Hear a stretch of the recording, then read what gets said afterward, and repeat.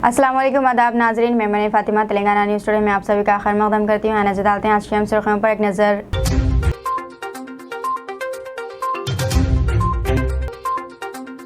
रियासत में असम इंतखाबात के लिए मुहिम में तेजी पैदा हो गई है। पर्चे जात नामजदगी दाखिल करने का सिलसिला आज भी जारी रहा।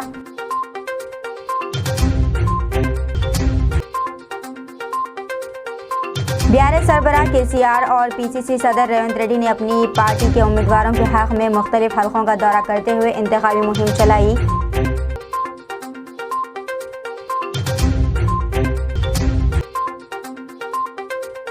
मजलिस इत्तेहादुल मुस्लिमीन के सदर असदुद्दीन ओवैसी ने हल्का नामपल्ली में पैदल दौरा किया, जबकि पार्टी उम्मीदवार ने मुख्तलिफ इलाकों में घर घर जाकर मुहिम चलाई।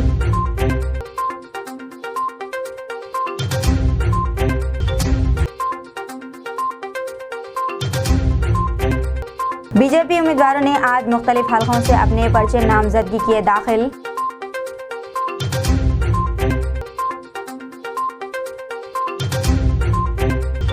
पूनम प्रभाकर ने हल्का असम्बली हसनाबाद में पर्चे नामजदगी दाखिल किया। रैली से मुखातिब करते हुए कांग्रेस की 6 गारंटियों की तफसीलात बताई। इन्होंने कहा कि कांग्रेस पार्टी को वोट देकर कामयाब बनाएं और बीआरएस की धोखेबाज रिश्वतखोर हुकूमत को सबक सिखाएं। रैली के बाद इन्होंने मीडिया से बात करते हुए तफसीलात से वाकिफ करवाया।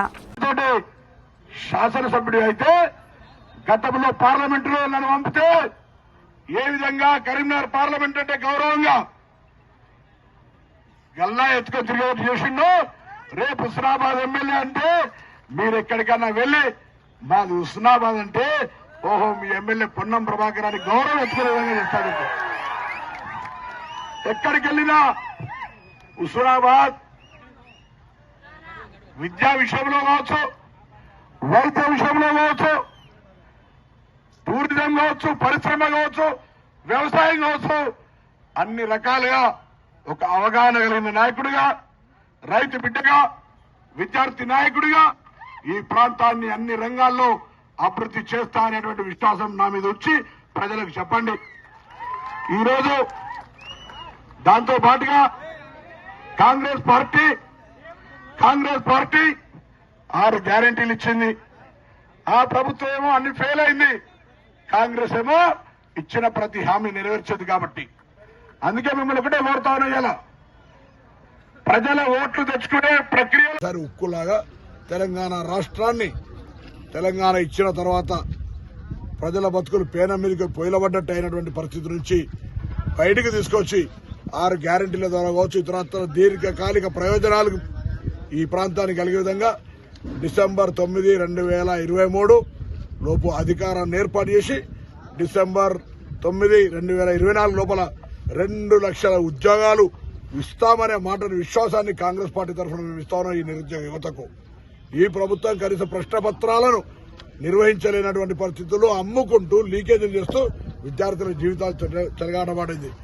ఏ యువత కూడా ఈ ప్రభుత్వానికి మళ్లీ రావాలని కోరుకుంటలేదు, ఏ రైతు కూడా ఈ ప్రభుత్వం మళ్లీ రావాలని కోరుకుంటలేదు. ఉద్యోగస్తులను కూడా కోరుతున్నాం. ఈరోజు ఎటువంటి అంశాలు తెలంగాణ ఆకాంక్షల కోసం పోరాటం ఒక తెలంగాణ ఉద్యమకారుని కాబట్టి ఇటువంటి పరిస్థితులలో తెలంగాణలో కాంగ్రెస్ ను హుస్నాబాద్ లో నన్ను గెలిపేమని మరొక్కసారి సందర్భంగా అందరూ కూడా విజ్ఞప్తి చేస్తా ఉన్నా. ఈ ప్రాంత ప్రజల ఆకాంక్ష, ఈ ప్రాంతం అంతా కూడా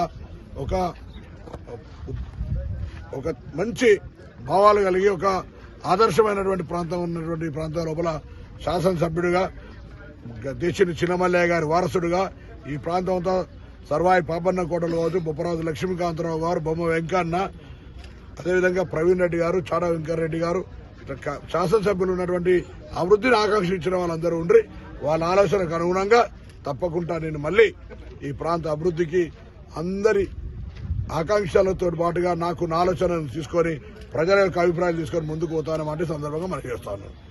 35 साल खातून को हुआ 18 साल के नौजवान से प्यार और दोनों ने कर ली शादी। पाकिस्तान के पंजाब में एक 35 साल खातून की 18 साल लड़के से शादी के सोशल मीडिया पर खूब चर्चे हो रहे हैं। पंजाब के शहर फैसलाबाद के शहजाद और कोमल एक दूसरे को पसंद करते थे और इन्होंने शादी कर ली। मीडिया के मुताबिक इन दोनों ने मीडिया को बताया कि इनकी शादी आसान नहीं थी क्योंकि इन दोनों की उम्र में काफ़ी फ़र्क है।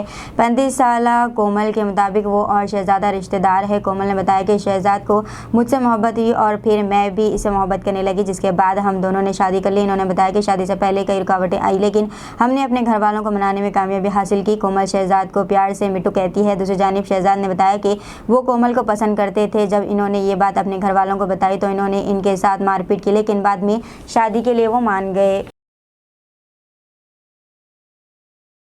दिल्ली में 18 नवंबर तक स्कूल्स रहेंगे बंद। कौमी दारकूमत दिल्ली में बढ़ती हुई फिजाई आलूगी के पेश नज़र स्कूल्स को 18 नवंबर तक तातीलात का ऐलान कर दिया गया है। स्कूल्स 9 नवंबर से 18 नवंबर तक बंद रहेंगे। इससे कबल फिजाई आलूगी की वजह से ही हुकूमत ने 3 नवंबर को स्कूलों में फिजिकल क्लासेस बंद करके ऑनलाइन क्लासेस शुरू कराई थी, जिसे बाद में 10 नवंबर तक बढ़ा दिया गया था। अब कौमी दारकूमत में स्कूल 18 नवंबर तक बंद रहेंगे।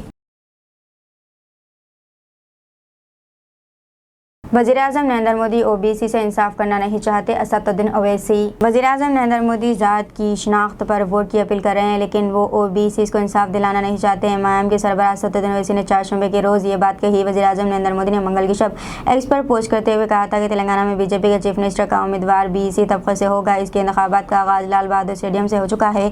शहर के इसी स्टेडियम से वज़ीर-ए-आज़म मोदी ने इंतखाबी रैली से खिताब किया था। मोदी से इस पोस्ट पर रद्द-ए-अमल का इजहार करते हुए असदुद्दीन ओवैसी ने सोशल मीडिया के प्लेटफॉर्म एक्स पर ही कहा है कि वज़ीर-ए-आज़म नरेंद्र मोदी पसमानदा मुसलमानों को तहफ़्फ़ुज़ ख़त्म करने का वादा करते हैं। वो 27% ओबीसी कोटे के भी मुखालिफ है और मोदी तहफ़्फ़ुज़ात की 50% हिस्सा बर्खास्त भी करना नहीं चाहते। वज़ीर-ए-आज़म ज़ात-पात की असास पर वोट की अपील कर रहे हैं। कल प्राइम मिनिस्टर ने जो हैदराबाद में आकर ओबीसी के ताल्लुक से कहा, हम ये प्रधानमंत्री से पूछना चाहते हैं कि प्रधानमंत्री की खुद पार्टी ने यहाँ पर उनके अध्यक्ष को जो ओबीसी थे उनको हटा दिया और एक अपर कास्ट आदमी को बना दिया। खैर उनका पार्टी का फैसला है, मगर प्रधानमंत्री और उनकी पार्टी और आरएसएस क्यों कर्नाटका में ओबीसी मुस्लिम्स को रिजर्वेशन मिल रहा था, उनके सोशल एजुकेशनल बैकवर्डनेस पर आपने क्यों खत्म किया? क्यों प्रधानमंत्री की पार्टी का अध्यक्ष तेलंगाना में कहता है कि हम तेलंगाना से जो ओबीसी मुसलमान है उनको रिजर्वेशन निकाल देंगे? क्यों प्रधानमंत्री 300 एमपी रखने के बावजूद भी 27% का कोटा क्यों नहीं बढ़ाना चाहते? क्यों नहीं 50% की रिजर्वेशन को ब्रीच करना चाहते? और वो क्यों नहीं महिला आरक्षण में ओबीसी महिलाओं को क्यों नहीं दिया? तो ये सिर्फ ज़बानी खर्च है, हकीकी मानों में कोई अमली जामिनामा नहीं पहनाते हैं। और आज भी इनकी कैबिनेट में सबसे ज़्यादा अगर कोई कैबिनेट पोस्ट है तो अपर कास्ट लोगों के। रियासती असम्बली इंतखाबात के लिए मुख्तलिफ उम्मीदवारों की जानिब से अपने पर्चे नामजदगी दाखिल करने का सिलसिला आज 5वें दिन भी जारी रहा। पर्चे नामजदगी दाखिल करने के लिए जुमा आखिरी तारीख है। आज जिन सरकर्दा लीडर्स ने अपने पर्चे नामजदगी दाखिल किए, इनमें बीआरएस के सीनियर लीडर वजीर गंगुला कमलाकर, करीमनगर तांडूर से पाइप रोहित रेड्डी, नरसिंहपेट से सुदर्शन, कोदार से बी यादయ్య, विकाराबाद से एम आनंद और प्रगी से महेश रेड्डी शामिल है। कांग्रेस उम्मीदवार मेघा रेड्डी ने वन्नापर्ती से, जबकि मौजूद एमएलए कांग्रेस की अनुसुया ने मुलुगु से पर्चे नामजदगी दाखिल किया। इसी तरह कांग्रेस उम्मीदवार सत्यनारायण राव ने भोपालपल्ली से, कांग्रेस के महबूबनगर उम्मीदवार श्रीनिवास रेड्डी और देवरकदा से कांग्रेसी उम्मीदवार मधुसूदन रेड्डी ने भी अपने पर्चे नामजदगी दाखिल किए। भोपालपल्ली से बीजेपी उम्मीदवार रेड्डी, महबूबनगर से मिथुन रेड्डी और बीजेपी की अन्नापूर्णमा से पालकंडे से पर्चे नामजदगी दाखिल किया। मजलिस इत्तेहाद मुस्लिमीन के चंद्रानगुट्टा उम्मीदवार अकबरुद्दीन ओवैसी ने भी पर्चे नामजदगी दाखिल किया। बीजेपी उम्मीदवार रानी रुद्रम्मा ने सिरसल्ला से, जबकि विमलवाड़ा से एक और बीजेपी उम्मीदवार टी ओमा ने अपने पर्चे नामजदगी दाखिल किए।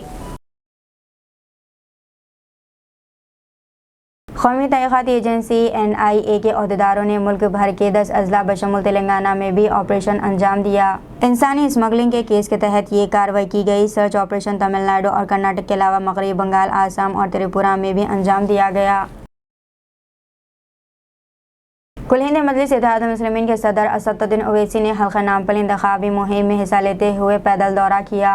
इनके हमरा नामपली के मजलिसी उम्मीदवार मोहम्मद माजिद हुसैन भी मौजूद है। असदुद्दीन ओवैसी ने फिरोज गांधी नगर, ताजनगर, इंदिरा नगर और SBI कॉलोनी में आज सुबह घर घर जाकर इंतखाबी मुहिम चलाई। इस मौके पर मीडिया से बातचीत करते हुए मजलिस के सदर ने बीजेपी को तनकीद का निशाना बनाया और कहा है कि वो पसमानदा तबकात के वोट हासिल करने के लिए कोशां है। असदुद्दीन ओवैसी के मुताबिक कौमी जमात OBC को इंसाफ फराहम करना नहीं चाहते। हल्का चार मीनार के मजलिसी उम्मीदवार जुल्फ़िकार अली ने भी अपने हल्के में इंतखाबी मुहिम चलाई। प्रदेश कांग्रेस कमेटी के सदर रेवंत रेड्डी ने आज इल्जाम लगाया है कि BRS इस बात को गलत पेश कर रही है कि अगर धरानी पोर्टल को मनसूख कर दिया जाए तब रेतु बंधु स्कीम रुक जाएगी। आदिलाबाद जिले के खानापुर असम्बली हल्के में उटनूर में मुनक़दा प्रजा जनसभा से खिताब करते हुए रेवंत रेड्डी ने कहा कि कांग्रेस के इक़्तिदार में आने पर धरानी पोर्टल को यकीनी तौर पर बर्खास्त कर दिया जाएगा। इन्होंने ताहम कहा है कि धरानी पोर्टल की मनसूखी से किसानों की भलाई से मुताल्लिक़ स्कीमात मुतासिर नहीं होंगे। इन्होंने इल्ज़ाम आयद किया है कि प्रहिता प्रोजेक्ट को जिसे कांग्रेस ने शुरू किया था कालेश्वरम आवासीय प्रोजेक्ट के लिए पीछे छोड़ दिया गया और इसका मकसद BRS लीडर्स को शख्सी फ़ायदा पहुंचाना था। तेलंगाना हाई कोर्ट ने गैर महसूब असासे जात के मामले में आंध्र प्रदेश के वज़ीर आला YS जगन मोहन रेड्डी और CBI को नोटिस जारी की। चीफ जस्टिस आलोक आराध्य और जस्टिस NV श्रवण कुमार पर मुश्तमिल बेंच की जानिब से मफाद आमा के तहत ये नोटिसें जारी की गई हैं। जैसा कि इस सिलसिले में साबिक़ MP हरी रामाजोगया ने शिकायत दर्ज कराई थी। तेलंगाना हाई कोर्ट ने रियासती सिविल सप्लाईज वजीर गंगुला कमलाकर के खिलाफ दायर करदा इंतखाबी दरख्वास्त को खारिज कर दिया। कांग्रेस के सीनियर लीडर पूनम प्रभाकर ने इस सिलसिले में दरख्वास्त दाखिल करते हुए अदालत से ख्वाहिश की थी कि 2018 में हल्का असम्बली करीमनगर से कमलाकर को बहैसियत MLA इंतखाब को नाअहल करार दिया जाए। इस दरख्वास्त में इस बात की भी ख्वाहिश की गई थी कि अवामी नुमाइंदगी एक्ट के तहत कमलाकर को 6 साल तक इंतखाबात में हिस्सा लेने के लिए भी नाअहल करार दिया जाए। पूनम प्रभाकर ने अपनी दरख्वास्त में इल्ज़ाम आयद किया था कि कमलाकर ने गुज़िश्ता इंतखाबात के दौरान मुक़र्ररा अखराजात से ज़्यादा खर्च किया।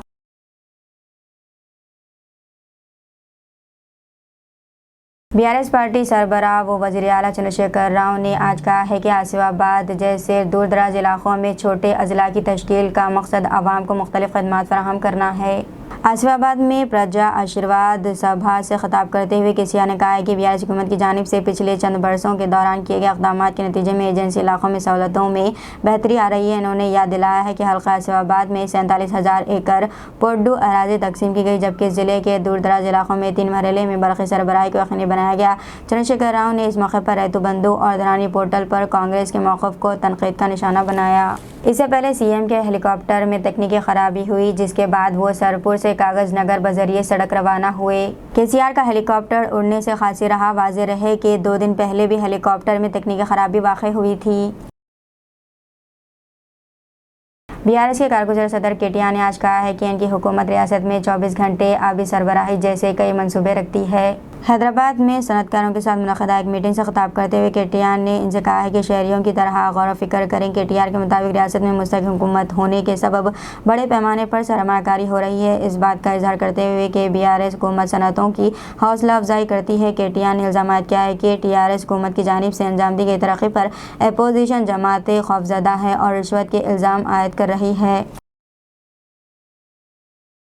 BRS के सीनियर लीडर हरीश राव ने आज कहा है कि वज़ीर आला चंद्रशेखर राव गजवेल और कामारेड्डी से अपना पर्चे नामजदगी दाखिल करेंगे। सिद्दीपेट में मीडिया से बातचीत करते हुए हरीश राव ने कहा है कि केसीआर पहले गजवेल में पर्चे नामजदगी दाखिल करेंगे और फिर कामारेड्डी रवाना होंगे। हरीश राव के मुताबिक इंतखाबी मुहिम खत्म होने से पहले जारिया माह की 28 तारीख को गजवेल में अवामी जलसा मुनक़िद किया जाएगा। दीजिए नाज़रीन, मरीम फातिमा को इजाज़त। मिलते हैं अगले न्यूज़ बुलेटिन में। तब तक के लिए हमारे चैनल को लाइक, शेयर और सब्सक्राइब करना ना भूलें। अल्लाह हाफिज़।